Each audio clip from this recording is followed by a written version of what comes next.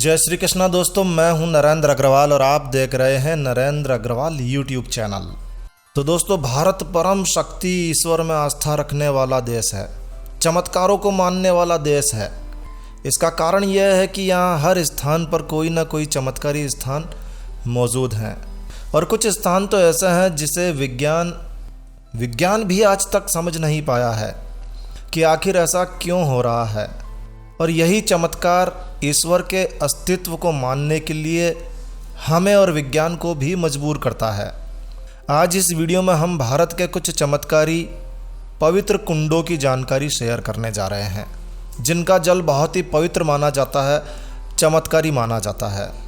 यह video YouTube पर अपने आप में पहला वीडियो है जिसमें हमने भारत के चमत्कारी कुंडों की जानकारी खास आपके लिए संकलित की है। तो इस वीडियो को पूरा अंत तक देखिएगा, कहीं ना कहीं यह वीडियो आपके लिए काफ़ी उपयोगी साबित होगा। दोस्तों, हर चमत्कारी स्थान की अपनी एक कहानी होती है।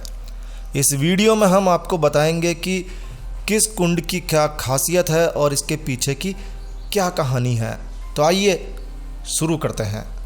तो सबसे पहले लेते हैं खाटू श्याम बाबा का पवित्र कुंड श्याम कुंड। खाटू में जिस स्थान पर खाटू श्याम बाबा का शीश अवतरित हुआ, खुदाई से वहाँ एक कुंड बन गया। यही कुंड वर्तमान में श्याम कुंड के नाम से जाना जाता है। कहते हैं कि खाटू में श्याम कुंड में स्नान करने से इंसान सभी पापों से मुक्त हो जाता है और उसे निरोगी काया भी प्राप्त होती है, शरीर में कोई बीमारी नहीं रहती है। तो जब खाटू श्याम जी जाएं तो श्याम दरबार में दर्शनों से पहले खाटू श्याम कुंड में स्नान अवश्य करें। कई श्याम भक्त तो श्याम कुंड के जल को बोतल में जरकिन में भरकर अपने घर ले जाते हैं और उस जल का उपयोग किसी भी बीमारी के लिए करते हैं। कहते हैं कि इस जल का प्रयोग करने से बीमारी जल्दी और पूरी तरह से ठीक हो जाती है। तो ये बहुत ही चमत्कारी कुंड है। चलिए एक एक करके सारे कुंडों के बारे में जानकारी लेते हैं। पूरी दुनिया में भगवान श्री कृष्ण के अनुयायी मौजूद हैं और दोस्तों, भगवान श्री कृष्ण का अवतार एक ऐसा अवतार था जिसमें भगवान ने सबसे ज़्यादा लीलाएं की। तो भगवान श्री कृष्ण की जन्म स्थली मथुरा है और मथुरा में एक कुंड है जिसे पौत्र कुंड कहा जाता है। ये कुंड भगवान श्री कृष्ण के अनुयायियों के लिए, भक्तों के लिए एक विशेष स्थान रखता है। कहता है कि ये वो कुंड है जहाँ माता देवकी और वासुदेव ने इस कुंड की सीढ़ियों पर अपने बच्चों के कपड़े धोए थे। यह बहुत ही पवित्र कुंड माना जाता है। कहता है इस कुंड में स्नान करने से आत्मा तक की शुद्धि हो जाती है। ये कुंड कृष्ण जन्म भूमि के पास ही है और ये भी माना जाता है कि ये उस जेल का हिस्सा ही था जहाँ देवकी और वासुदेव कैद थे और यहीं पर भगवान श्री कृष्ण का जन्म हुआ था। भगवान श्री कृष्ण के साथ इसके संबंध को देखते हुए हजारों लाखों की संख्या में भक्त यहाँ पर इस पौत्र कुंड में स्नान के लिए आते हैं। कहते हैं कि यहाँ स्नान करने मात्र से आत्मा की शुद्धि हो जाती है और सारे पाप धुल जाते हैं। त्योहारों के समय में यहाँ एक विशेष भीड़ मेला सा लगा रहता है। तो जब भी कभी आप मथुरा जाएं, पौत्र कुंड के दर्शन और स्नान आप कर सकते हैं। मथुरा में ही अरिता नाम के गांव में राधा कुंड और कृष्ण कुंड है। ये कुंड आपको गोवर्धन पर्वत की परिक्रमा के दौरान में बीच में मिलेगा। इस कुंड की खास बात यह है कि कार्तिक मास की अष्टमी यानी कि अहोई अष्टमी के दिन आधी रात में यदि कोई व्यक्ति, मध्य रात्रि में यदि कोई व्यक्ति पति पत्नी निर्जला व्रत रखे पूरे दिन और रात्रि में इस कुंड में स्नान करे तो उसे निश्चित ही संतान सुख की प्राप्ति होती है।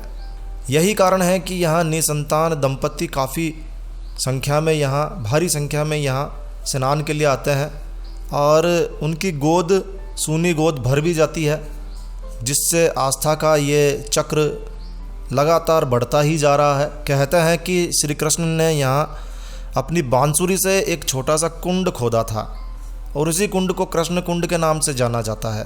ठीक वैसे ही यहाँ राधा रानी ने अपने कंगन से जो कुंड खोदा था उसे राधा कुंड कहते हैं। तो ये भी बड़े पवित्र कुंड हैं, बड़े चमत्कारी कुंड हैं। जो सूनी गोद को भर दे तो चमत्कारी तो माना ही जाएगा। और दोस्तों, अभी पितृपक्ष चल रहे हैं, श्राद्ध चल रहे हैं। हर व्यक्ति अपने अपने पूर्वजों की आत्मा की शांति के लिए तर्पण कर रहा है, श्राद्ध कर रहा है। श्राद्ध करने के लिए, तर्पण करने के लिए लोग देश के प्रमुख धार्मिक शहरों में पवित्र नदियों के किनारे पर जाते हैं। वैसे श्राद्ध कर्म के लिए हरिद्वार और रामेश्वरम सबसे बेस्ट माने गए हैं, लेकिन मोक्ष नगरी गया और वाराणसी, इलाहाबाद में भी पिंडदान का विशेष महत्व माना जाता है। श्री राम जी की जन्मभूमि धार्मिक नगरी अयोध्या, ये भी बड़ा ही पवित्र तीर्थ स्थान है, खासकर हिंदुओं के लिए। तो जहाँ पितृपक्ष में पितरों को जल तर्पण, श्राद्ध, पूर्वजों को मोक्ष की प्राप्ति के लिए यहाँ भी एक कुंड है। इस स्थान पर भगवान श्री राम जब वनवास में गए हुए थे तो उसी दौरान उनके पिता दशरथ जी का मृत्यु हो गई थी, और तब महाराज भरत ने, छोटे भाई ने, राम जी के पिता दशरथ का पिंडदान यहीं पर किया था। तो ये स्थान अयोध्या से लगभग 10 किलोमीटर की दूरी पर है, और चूंकि भरत जी से जुड़ा हुआ है इसलिए इसे भरत कुंड के नाम से जाना जाता है। भरत कुंड के नाम से ये स्थान बहुत ज़्यादा प्रसिद्ध है। भरत कुंड एक बहुत ही प्राचीन और पवित्र स्थान माना जाता है। यहाँ पर श्राद्धों में, खासकर पितृपक्ष के मौके पर पिंडदान करने के लिए एक लंबी कतार लगती है, क्योंकि भरत कुंड एक ऐसा पवित्र कुंड है जहाँ पर पिंडदान करने से पूर्वजों को सीधा मोक्ष की प्राप्ति हो जाती है। प्रत्येक वर्ष, हर वर्ष लाखों की संख्या में लोग यहाँ इस पौराणिक स्थान पर आकर पिंडदान करते हैं, श्राद्ध कर्म करते हैं। जैसा कि आप सभी लोगों को मालूम होगा, रावण जो है वो मूल रूप से ब्राह्मण था, और जब भगवान श्री राम ने रावण का वध कर दिया तो उन्हें ब्रह्म हत्या का दोष लगा। ब्राह्मण की कुल सहित हत्या कर दी थी, जरूरी थी।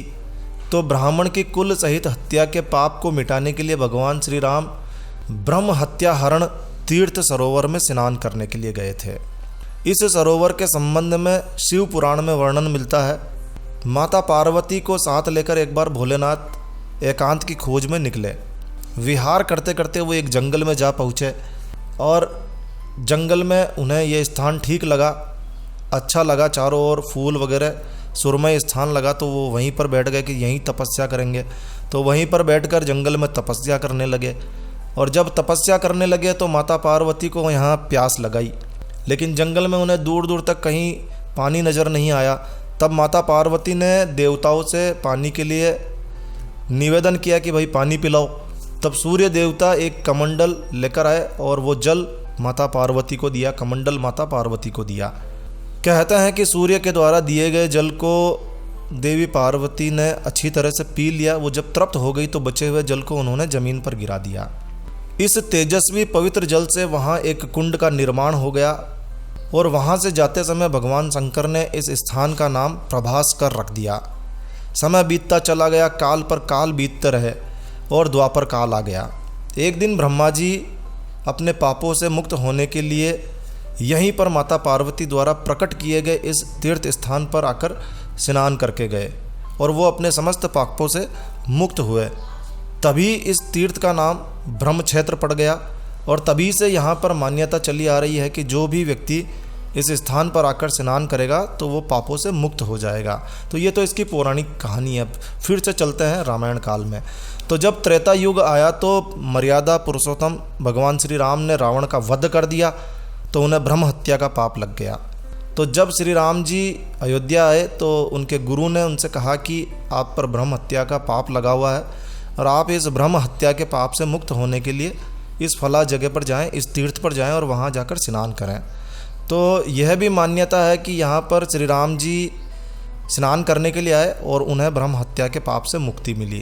कहते हैं कि यहाँ श्री राम का नाम एक बार लेने से हजारों बार नाम लेने का फल मिलता है। हजारों लाखों की संख्या में लोग यहाँ अपने जाने अनजाने में किए गए पापों से मुक्ति के लिए यहाँ आते हैं, स्नान करते हैं। ये स्थान उत्तर प्रदेश लखनऊ से लगभग 150 किलोमीटर की दूरी पर संडीला तहसील में आता है। संडीला तहसील में आने के बाद आप पवित्र नेमिषारण्य परिक्रमा क्षेत्र के बारे में किसी से भी ऑटो वाले से कहेंगे तो आपको छोड़ देगा इस जगह पर। तो ये बहुत ही पवित्र चमत्कारी स्थान माना जाता है। भगवान परशुराम भगवान विष्णु के विभिन्न अवतारों में से एक है। ये भगवान विष्णु का क्रोध अवतार भी माना जाता है। तो परशुराम अवतार भगवान विष्णु का एक ऐसा अवतार माना जाता है जो बेहद क्रोधित हो जाते हैं, बात बात पर क्रोधित हो जाया करते हैं। भारत के अरुणाचल प्रदेश के लोहित ज़िले में परशुराम जी को समर्पित एक कुंड है जिसका नाम है परशुराम कुंड। ये कुंड भी बड़ा पवित्र और चमत्कारी माना जाता है। इस कुंड की एक छोटी सी कहानी है। परशुराम जी अपने पिता की आज्ञा पर अपनी माता का वध कर देते हैं और उन्हें अपनी मातृ हत्या का पाप लगता है। तब वो इस कुंड में स्नान करने के लिए आए थे। इस कुंड में स्नान करने से ही भगवान परशुराम को मातृ हत्या के पाप से मुक्ति मिली थी। लेकिन इसके पीछे एक दूसरी कहानी है। जिस फरसे से परशुराम जी ने अपनी माता की हत्या की, अचानक वो फरसा उनके हाथ से चिपक गया और तब उन्होंने अपने पिता से कहा कि ये क्या हो गया, ये फरसा तो मेरे हाथ से छूट ही नहीं रहा है। तब उनके पिता ने कहा कि तुम इसी अवस्था में अलग अलग नदियों में जाकर स्नान करो, जहाँ तुम्हें अपनी माता की हत्या के पाप से मुक्ति मिलेगी।